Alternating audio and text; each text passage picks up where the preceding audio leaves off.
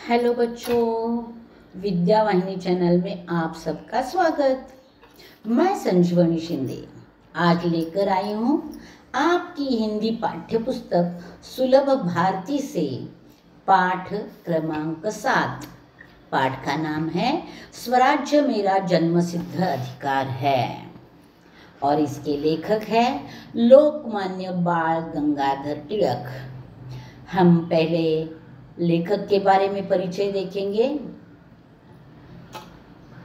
इनका जन्म 1856 दापोली रत्नागिरी महाराष्ट्र में हुआ और मृत्यु 1920 मुंबई में हुई। परिचय: बाल गंगाधर तिलक जी एक शिक्षक, सामाजिक कार्यकर्ता एवं प्रसिद्ध वकील थे। आप देश के पहले ऐसे स्वतंत्रता सेनानी रहे कि जिन्होंने पूर्ण स्वराज्य की मांग करके अंग्रेजों के मन में अधिक खौफ पैदा कर दिया था। जन समाज ने आपको लोकमान्य की उपाधि दी। इनकी प्रमुख कृतियां हैं गीतारस, वेद काल का निर्णय, आर्यों का मूल निवास स्थान, वेदों का काल निर्णय और वेदांग ज्योतिष आदि। इन गद्य संबंधी जानकारी। प्रस्तुत भाषण में तिलक जी ने स्वराज्य के अधिकार को आत्मा की तरह अजर अमर बताया है। यहाँ तिलक जी ने राजनीति, धर्म, स्वशासन आदि का विस्तृत विवेचन किया है। प्रस्तुत पाठ से स्वराज्य के प्रति तिलक जी की अटूट प्रतिबद्धता दिखाई पड़ती है। हम आगे थोड़ा थोड़ा पाठ पढ़ते हुए आगे बढ़ते जाएंगे। मैं यद्यपि शरीर से बूढ़ा किंतु उत्साह में जवान हूँ। वो खुद का वर्णन कर रहे हैं। वो कहते हैं कि शरीर देखा जाए तो मैं बूढ़ा हूँ, लेकिन मेरे मन में भरा हुआ उत्साह देखा जाए तो मैं जवान हूँ। मैं युवावस्था के इस विशेष अधिकार को छोड़ना नहीं चाहता। अपनी विचार शक्ति को सबल बनाने से इनकार करना यह स्वीकार करने के समान होगा कि मुझे इस प्रस्ताव पर बोलने का कोई अधिकार नहीं है। इसके लिए मैं यह विचार स्वीकार नहीं करता। अब मैं जो कुछ बोलने जा रहा हूँ वह चिर युवा है। चिर युवा यानी हमेशा युवा रहने वाला, कभी बूढ़ा होने वाला ही नहीं, ऐसे विचार मैं प्रकट कर रहा हूँ। शरीर बूढ़ा जर्जर हो सकता है और नष्ट भी हो सकता है, परंतु आत्मा अमर है। शरीर बूढ़ा जर्जर यानी कमजोर हो सकता है, वो तो है। उम्र के हिसाब से शरीर में बदलाव होता जाता है, व्यक्ति बूढ़ा हो जाता है, शरीर कमजोर हो जाता है। लेकिन लेखक यानी तिलक जी कहते हैं कि आत्मा अमर होता है। उसी प्रकार हमारी होम रूल गतिविधियों में भले ही सुस्ती दिखाई दे, उसके पीछे छिपी भावना अमर एवं अविनाशी है। वही हमें स्वतंत्रता दिलाएगी। आत्मा ही परमात्मा है और मन को तब तक शांति नहीं मिलेगी जब तक वह ईश्वर से एकाकार ना हो जाए। स्वराज्य मेरा जन्मसिद्ध अधिकार है। जब तक वह मेरे भीतर जागृत है मैं बूढ़ा नहीं हूँ। और वह आगे जाकर आपको पता है कि तिलक जी की घोषणा है कि स्वराज्य मेरा जन्मसिद्ध अधिकार है और उसे मैं पाकर ही रहूँगा। तो वो कहते हैं जब तक मेरे मन में स्वराज्य जन्मसिद्ध अधिकार है, ये भावना है, तब तक मैं जागृत रहूँगा, तब तक मैं कभी बूढ़ा नहीं होऊंगा। यानी मैं स्वराज्य पाकर ही रहूँगा। कोई हथियार इस भावना को काट नहीं सकता। देखो, शरीर को काट सकता है, भावना को काटने का सवाल ही नहीं आता। इसके लिए वो कहते हैं कि कोई हथियार इस भावना को काट नहीं सकता, कोई आग से इसे जला नहीं सकता, कोई जल से इसे भिगो नहीं सकता, अथवा कोई हवा से इसे सुखा नहीं सकता। इसलिए मेरे मन की स्वतंत्रता की भावना हमेशा के लिए जागृत और जिंदा रहेगी। मैं उससे भी आगे बढ़कर कहूँगा कि कोई CID पुलिस इसे पकड़ नहीं सकती। मैं इसी सिद्धांत की घोषणा पुलिस अधीक्षक जो मेरे सामने बैठे हैं के सामने भी करता हूँ, और मैं पुलिस अधीक्षकों को भी यह चैलेंज देता हूँ कि मेरी जो भावना है उसे पकड़ कर देखो। मुझे तो कोई भी पकड़ कर देखेगा, लेकिन इस भावना को पकड़ो, उस भावना को नष्ट करने की कोशिश करो, वह नहीं हो सकती। कलेक्टर के सामने भी, जिन्हें इस सभा में आमंत्रित किया गया था, और आशु लिपि लेखक जो हमारे भाषणों के नोट्स लेने में व्यस्त है, के सामने भी हम स्वशासन चाहते हैं, और हमें मिलना ही चाहिए। स्वशासन यानी अब अंग्रेजों का राज्य है तो अंग्रेजों का शासन है, तो तिलक जी कहते हैं कि स्वशासन यानी हमारा शासन होना चाहिए। हम हमारा शासन चाहते हैं का मतलब हम स्वाधीनता चाहते हैं। वही राजनीति विज्ञान है, न कि वह जिसकी परिणति दासता में हो। राजनीति का विज्ञान उस देश के वेद है, और वह देश के वेद क्या है? अपने देश के वेद और अपने वेदों की जानकारी आपको नहीं पता होगी तो भी वेद का महत्व तो आपको पता है। आपके पास एक आत्मा है और मैं केवल उसे जगाना चाहता हूँ। यानी देखो, स्वतंत्रता के लिए लोगों को जागरूक करने के लिए यह सभा बुलाई है, और उसमें जो उन्होंने भाषण किया है वह यह पाठ है। तो वह सुनने वाले लोगों को कहते हैं कि आप में एक आत्मा है और उस आत्मा को जगाने की कोशिश मैं करना चाहता। मैं उस पर्दे को हटा देना चाहता हूँ जिसे अज्ञानी, कुचक्री और स्वार्थी लोगों ने आपकी आंखों पर डाल दिया है। राजनीति के विज्ञान के दो भाग है, पहला दैवी और दूसरा राक्षसी। यानी राजनीति विज्ञान में दो भाग है, एक दैवी और दूसरा राक्षसी। एक राष्ट्र की दास्तां दूसरे भाग में आती है, और राजनीति विज्ञान के राक्षसी भाग का कोई नैतिक औचित्य नहीं हो सकता। एक राष्ट्र जो उसे उचित ठहराता है, ईश्वर की दृष्टि से में पाप का भागी है। कुछ लोगों में उस बात को बताने का साहस होता है, यानी जो मन में आती है उन भावनाओं को लोगों के सामने प्रदर्शित करने का किसी किसी को साहस होता है, धाड़स होता है, किसी किसी को वो धाड़स नहीं होता, जो उनके लिए हानिकारक है। और ऐसे लोग जो अपने मन की भावनाएं लोगों के सामने पेश करते हैं वो उनके लिए हानिकारक है, क्योंकि पता है अंग्रेजों के विरोध में कुछ भी बोला जाए तो बंदी बनाया जाता है, सजा दी जाती है, तो उसके लिए वह हानिकारक होता है। लेकिन कुछ लोगों में यह साहस नहीं होता, वह कुछ लोग साहस ही नहीं रखते, तो वह अपने मन की बात बोलते ही नहीं है। लोगों को इस सिद्धांत के ज्ञान से अवगत करना चाहता हूँ कि राजनीति और धर्म शिक्षा का एक अंग है, और राजनीति और धर्म शिक्षा का एक अंग है जिसे हर एक को शिक्षा में मिलना चाहिए। धार्मिक और राजनीतिक शिक्षाएं भिन्न नहीं है, यद्यपि विदेशी शासन के कारण वे ऐसे प्रतीत होती है। राजनीति के विज्ञान में सभी दर्शन समाये हैं, और कोई दूसरे देश से आकर हम पर शासन कर रहा है और उसी प्रकार की धर्म और शिक्षा हमें दी जा रही है, तो वह गलत है। राजनीति के विज्ञान में वह सब दर्शन दिखाई देते हैं।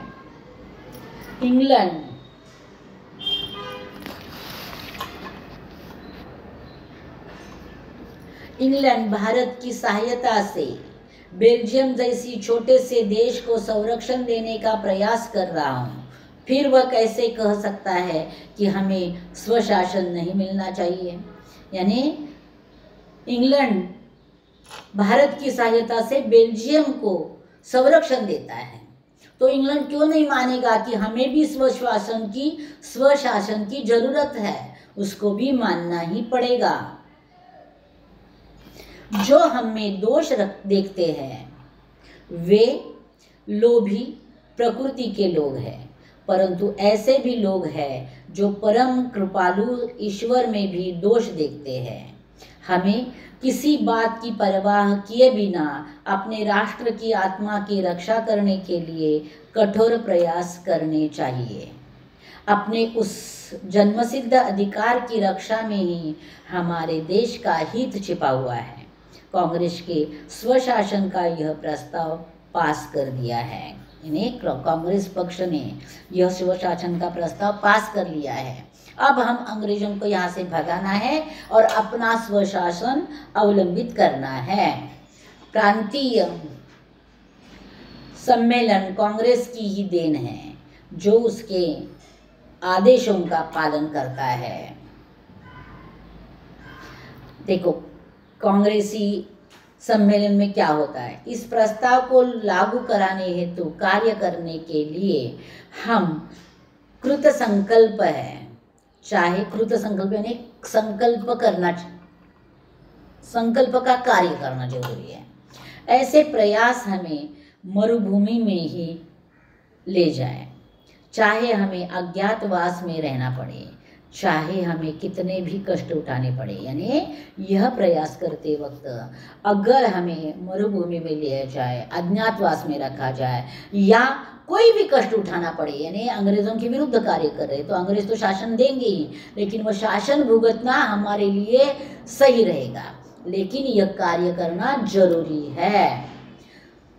श्री रामचंद्र ने ऐसा किया था। उस प्रस्ताव को केवल तालियां बजाकर पास न कराए, बल्कि इस प्रतिज्ञा के साथ कराए कि आप उसके लिए काम करेंगे। यानी इस प्रस्ताव को मैं बोल रहा हूं तो तालियां मत बजाइए, तो क्या करना है, उस प्रस्ताव के साथ कार्य करना है। आपको हर कोई इसमें शामिल होगा, शामिल होगा, यह बताती है। हम सभी संभव संविधानिक और विधि सम्मत तरीकों से स्वशासन की प्राप्ति के लिए कार्य करेंगे। जॉर्ज ने खुलकर स्वीकार किया है कि भारत के सहयोग के बिना इंग्लैंड अब चल नहीं सकता। 5000 वर्ष पुराने एक राष्ट्र के बारे में सारी धारणाएं बदलनी होगी, और जो धारणाएं है वो बदलनी होगी। और आज ऐसा हुआ है कि इंग्लैंड हम पर निर्भर हो गया है, कि अंग्रेज कहते हैं कि इंग्लैंड भारत के बिना अब चल नहीं सकता, इतना वो हम पर निर्भर बन गया है। फ्रांसीसी रणभूमि में भारतीय सैनिकों ने ब्रिटिश सैनिकों की जान बचाकर अपनी बहादुरी का परिचय दिया है। हमें उन्हें बता देना चाहिए कि हम 30 करोड़ भारतीय साम्राज्य के लिए अपनी जान भी देने को तैयार है। इन्हें अंग्रेजों को दिखाना चाहिए कि हम बहादुरी तो दिखाएंगे, लेकिन जान देने के लिए भी हम तैयार हैं। और यह दिखाने के बाद अंग्रेजों को हमसे पंगा नहीं लेना है, तो हमें स्वाधीनता देनी ही पड़ेगी। इस प्रकार लोगों को जागरूक करने के लिए उन्होंने भावनाएं बताई है। अब हम लेखन कार्य देखेंगे। यहाँ पाठ पूरा हुआ है, हम लेखन कार्य देखेंगे। जर्जर कमजोर, होम रूल एक ऐतिहासिक आंदोलन, आशुलिपि संकेत लिपि शॉर्ट हैंड, नैतिक नीति संबंध, औचित्य उपयुक्तता, उचित होने की अवस्था, कृत संकल्प जिसने पक्का संकल्प किया हो, मरुभूमि, बंजर भूमि, अनुपजाऊ भूमि, संविधान के अनुसार, अवगत कराना, परिचित करना या बताना, मुहावरा, आँखों से पर्दा हटना, वास्तविक से अवगत करना, यानी जानकारी देना। इसका उपयोग है, पुलिस ने पूरी छानबीन की, तब जाकर सबके आँखों से पर्दा हट गया। लेखन कार्य हम देखेंगे आगे। यहाँ स्वाध्याय शुरू होता है। पहला है, सूचना के अनुसार कृतियाँ करो, विधानों को पढ़कर गलत विधानों को सही करके लिखो। पहला विधान है, तिलक जी ने कहा कि वे यद्यपि शरीर से जवान है किंतु उत्साह में बूढ़े हैं। गलत है वाक्य, सही वाक्य है, तिलक जी ने कहा कि वे यद्यपि शरीर से जवान है परंतु उत्साह में जवान है। प्रांतीय सम्मेलन अंग्रेजों की देन है, यह वाक्य सही है, इसमें कोई बदलाव नहीं है। टिप्पणी लिखो। लोकमान्य तिलक, इनके बारे में लिखा है। लोकमान्य तिलक भारतीय स्वतंत्रता आंदोलन के एक प्रमुख नेता थे। भारत को आज़ाद कराने के लिए उन्होंने सभी भारतीयों को एक सूत्र में बांधने के लिए शिव जयंती और गणेशोत्सव शुरू किया। स्वराज्य मेरा जन्मसिद्ध अधिकार है, यह उनका मुख्य नारा था। उन्होंने अंग्रेजों से पूर्ण स्वतंत्रता की मांग की। होम रूल लीग, इसके ऊपर टिप्पणी है। भारत को आज़ाद कराने के लिए तिलक जी ने भारत में होम रूल लीग की स्थापना की थी। होम रूल लीग का एक उद्देश्य था भारत को स्वतंत्र बनाना। घरेलू शासन के पीछे की भावना अमर और अविनाशी थी, वह धीरे धीरे अपना काम कर रही थी। अगला प्रश्न देखेंगे। उत्तर लिखो। लोकमान्य तिलक जी द्वारा दिया गया नारा। लोकमान्य तिलक जी द्वारा दिया गया नारा स्वराज्य मेरा जन्मसिद्ध अधिकार है। कृति पूर्ण करो। जन्मसिद्ध अधिकार की विशेषताएं। उसे कोई हथियार से भावना काट नहीं सकता, कोई आग से उसे जला नहीं सकता, कोई जल से उसे भिगो नहीं सकता, कोई हवा से उसे सुखा नहीं सकता। भाषा बिंदु। भाषा बिंदु यानी व्याकरण का प्रश्न होता है। 5 सहायक क्रिया और प्रेरणार्थक क्रियाओं का अपने स्वतंत्र वाक्य में प्रयोग करो। मैंने किया है, देखेंगे। सहायक क्रिया, राइटिंग पैड भी ना भूल जाना। मुख्य क्रिया, भूल भूलना। सहायक क्रिया, जाना जाना। छतरी भी रख लेना। मुख्य क्रिया, रख रखना। सहायक क्रिया, लेना लेना। फुर्सत से समालोचना कर दूंगा। मुख्य क्रिया, कर करना। सहायक क्रिया, दूंगा देना। श्रीमती जी के चेहरे का रंग पीला पड़ गया। मुख्य क्रिया, पड़ पड़ना। सहायक क्रिया, गया जाना। अब श्रीमती जी के दिल की धड़कन बढ़ गई। मुख्य क्रिया, बढ़ी बढ़ना। सहायक क्रिया, गई जाना। अब इसके बाद है प्रेरणार्थक क्रिया। बच्चों, यहाँ दिया है कि 5 प्रेरणार्थक क्रिया के वाक्य बनाइए, लेकिन प्रेरणार्थक क्रिया के वाक्य बनाने के लिए अब प्रश्न पत्र में प्रश्न नहीं आता। इसके लिए मैंने प्रेरणार्थक क्रिया के रूप ही दिए हैं जो प्रश्न पत्र में पूछे जाते हैं। एक एक क्रिया हम देखेंगे। मुख्य क्रिया है, मूल जो क्रिया है वह रखना, रखाना, रखवाना। प्रथम प्रेरणार्थक रखना, द्वितीय प्रेरणार्थक रखवाना। देना, दिलाना, दिलवाना। खाना, खिलाना, खिलवाना। दौड़ना, दौड़ाना, दौड़वाना। उपयोजित लेखन। अपने विद्यालय में आयोजित स्वच्छता अभियान का वृत्तांत लिखो। वृत्तांत में स्थल, काल, घटना का उल्लेख आवश्यक है। 2 अक्टूबर 2024, कोल्हापुर। इस दिन कोल्हापुर के मनीषा विद्यालय में स्वच्छता अभियान का आयोजन किया गया। इस अवसर पर मुख्य अतिथि के रूप में कोल्हापुर के महापौर उपस्थित रहे।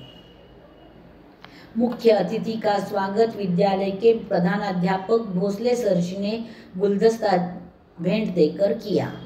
स्कूल के समाजशास्त्र विभाग के प्रमुख शिंदे सर जी ने सभी छात्रों को स्वच्छता अभियान की बधाई दी। अतिथि ने अपने वक्तव्य में स्वच्छता अभियान का महत्व भी बताया। उन्होंने सभी को इस बात से अवगत कराया कि गांधी जी अपने जीवन में स्वच्छता को बहुत महत्व देते थे और सभी को स्वच्छ रहने के लिए प्रेरित करते थे। इसके बाद सभी छात्रों ने स्कूल के आसपास के परिसर की सफाई का काम शुरू किया। अभियान में सभी शिक्षकों ने भी सहभाग लिया। इस प्रकार वृत्तांत लेखन हो गया। सब ने मिलकर स्कूल के आसपास पड़े कचरे की सफाई की, साथ साथ लोगों को स्वच्छता के महत्व के बारे में भी जागरूक किया। इस प्रकार दोपहर में सफाई अभियान समाप्त हो गया। यह वृत्तांत लेखन समाप्त हो गया। इसी प्रकार कोई भी वृत्तांत लेखन का विषय हो, इन्हीं जो घटनाएं हैं उन्हीं के आधार पर वृत्तांत लेखन करना। स्वयं अध्ययन। पाठ में आए प्रयुक्त उद्धरण, सुवचन, मुहावरे, कहावतें, अलंकारिक शब्द आदि की सूची बनाकर अपने लेखन प्रयोग के हेतु संकलन कीजिए। मैंने संकलन कर दिया है, उसका उपयोग आप अपने लेखन कृति में करो। वे शब्द या वाक्य जिसको पढ़कर या सुनकर किसी का उद्धार होता है। स्वराज्य मेरा जन्मसिद्ध अधिकार है, मैं इसे लेकर रहूंगा। सुवचन, वे सुंदर वचन जिससे सुनकर किसी को अपने जीवन का उद्देश्य प्राप्त हो जाता है। आत्मा अजर अमर है। मुहावरा, शब्दों का वो समूह जिसका कोई विशेष अर्थ होता है। आंखों से पर्दा हटना, उसका अर्थ वगैरह मैंने दिया है पहले। कहावत,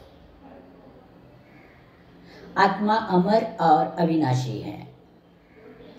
अलंकारिक शब्द, वे शब्द जिसके बोलने या लिखने में अलंकारिक अनुभूति होती है। अज्ञातवास, मरुभूमि। अब है टिळक जी द्वारा संपादित प्रकाशित केसरी समाचार पत्र की जानकारी मैंने दी है, पढ़ेंगे हम। केसरी एक मराठी भाषा का अखबार है जिसकी स्थापना 1881 में बाल गंगाधर तिलक जी ने की थी। इस अखबार से भारतीय स्वतंत्रता सेनानियों को जागरूक किया जाता था। यह अखबार आज भी तिलक के वंशजों और केसरी मेहर ट्रस्ट द्वारा प्रकाशित किया जाता है। केसरी ने देश का दुर्भाग्य शीर्षक से एक लेख लिखा जिसमें उन्होंने ब्रिटिश सरकार की नीतियों का विरोध किया। परिणाम स्वरूप उन्हें 6 साल के लिए कैद कर दिया गया। राष्ट्रीय त्योहारों पर आयोजित कार्यक्रम में वक्ताओं द्वारा दिए गए वक्तव्य सुनो और मुख्य मुद्दे सुनाओ, यह काम आपको करना है। इसके बाद भारतीय स्वतंत्रता संग्राम के प्रसिद्ध घोषवाक्यों की सूची बनाकर उन पर गुट में चर्चा करो। मैंने घोषवाक्य दिए हैं, आप अपनी कक्षा में गुट में चर्चा करो। इनकलाब जिंदाबाद, भगत सिंह का वाक्य। सारे जहां से अच्छा हिंदुस्तान हमारा, मोहम्मद इकबाल का वाक्य। करो या मरो, महात्मा गांधी जी का वाक्य। वंदे मातरम, बंकिम चंद्र चटर्जी। सत्यमेव जयते, पंडित मदन मोहन मालवीय। आराम हराम है, जवाहरलाल नेहरू। सरफरोशी की तमन्ना अब हमारे दिल में है। देखना है जोर कितना बुझाए का कातिल में है, राम प्रसाद बिस्मिल का। स्वराज्य मेरा जन्मसिद्ध अधिकार है और मैं इसे लेकर रहूंगा, बाल गंगाधर तिलक। तुम मुझे खून दो, मैं तुम्हें आज़ादी दूंगा, सुभाष चंद्र बोस। खून से खेलेंगे होली, गर वतन मुश्किल में है, लाखन। लेखनीय, राष्ट्र प्रेम की भावना से ओतप्रोत 4 पंक्तियां कविता की आपको लिखनी है, यह काम भी आपको करना है। इसके बाद सुमद्रा कुमारी चौहान की झांसी की रानी कविता कई से भी नेर से वगैरह मिलाकर पढ़नी है। और अब आ गया मैंने समझा। देखो बच्चों, जितना हो लेखन कार्य सब मैंने दिया है, पाठ का स्वाध्याय दिया है, पाठ अच्छी तरह से समझा दिया है। अब मैंने समझाया है, इस पाठ को पढ़ने के बाद आपने क्या समझा वो 4-5 वाक्यों में आपको लिखना है। मैं इसमें कुछ नहीं करूँगी। तो चलो बच्चों, इसे भी पूरा करो। और यह पाठ यहाँ समाप्त होता है। अगला पाठ लेकर मैं जल्दी वापस आऊँगी, तब तक इंतज़ार में रहना। धन्यवाद बच्चों।